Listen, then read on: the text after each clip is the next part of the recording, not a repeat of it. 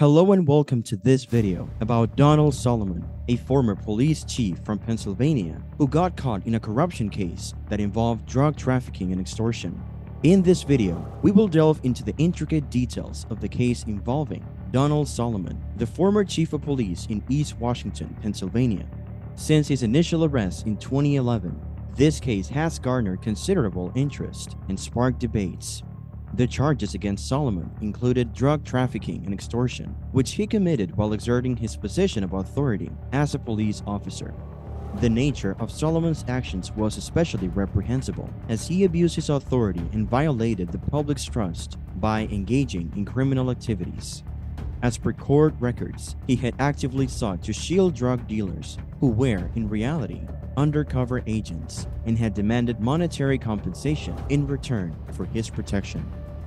In 2009, Donald Solomon became the police chief of the Bureau of East Washington, Pennsylvania, after a decade as a part-time officer. Around that time, Solomon and his wife divorced after more than 15 years of marriage. After this, his behavior attracted the attention of federal authorities and caused them to engage an unidentified confidential informant, described by Solomon as an erstwhile friend, to probe Solomon's criminal tendencies on June 30th and July 1st of 2011. The confidential informant met with Solomon to discuss providing security services for an unidentified third person. They discussed providing security for a 4-kilogram cocaine deal, for which they would each be paid $500 per kilogram on July 27th of 2011. Solomon and the confidential informant met with a third person, Joseph, an undercover FBI agent posing as a drug trafficker. At the meeting, Solomon agreed to protect a multi-kilogram cocaine shipment and to wear his police uniform instead of his police car. While doing so, the staged drug deal occurred in a church parking lot in East Washington. Solomon had a shotgun, an AR-15 rifle, and a 9mm handgun with him, as he said inside his marked police cruiser with DCI. Soon after, Joseph and a fellow undercover agent engaged in another fake drug deal. At the same time, Solomon looked on from his police car. Solomon was paid $8,800 in connection with the drug transactions. Solomon was indicted on 3 counts of extortion. He pled guilty in January of 2013 to 3 counts of extortion and was sentenced in June of that year to a minimum of 11 years to a maximum of 14 years in prison. In 2017, he received a reduced prison sentence from a federal judge who acknowledged that Solomon went beyond ordinary measures while in prison to get his life back on track.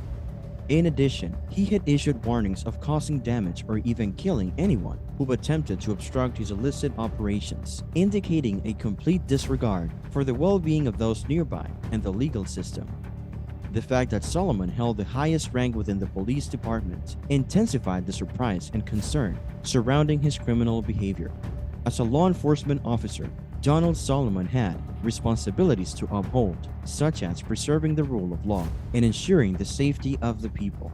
He chose to take advantage of his power for the sake of himself rather than carry out his responsibilities, putting people's safety in danger. His conduct contradicted the fundamental values of his occupation and revealed a blatant breach of confidence in the eyes of the public.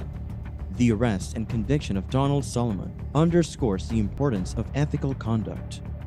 The U.S. Third Circuit Court of Appeals' decision to vacate Donald Solomon's original sentence in June of 2019 marked a significant turning point in his case. The court found that the judge, Joy Flowers Conti, had made a mistake in using the wrong guidelines to increase Solomon's sentence.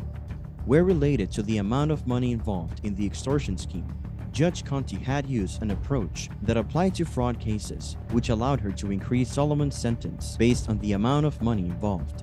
However, the appeals court found that this did not apply to extortion cases and that Judge Conti should have used a different guideline. Some saw the decision to vacate Solomon's sentence and order a resentencing as a victory for Solomon and his legal team. However, people who think his punishment suits his crimes also criticize him. The resentencing in November of 2019 resulted in a reduced sentence of 7 years and 3 months, 4 years less than Solomon's original sentence. This decision was biased because of Solomon's efforts at rehabilitation while in prison. In November of 2019, the judge acknowledged that Solomon had taken steps to better himself, including working in the prison's laundry facility, completing several courses, and devoting himself to his faith.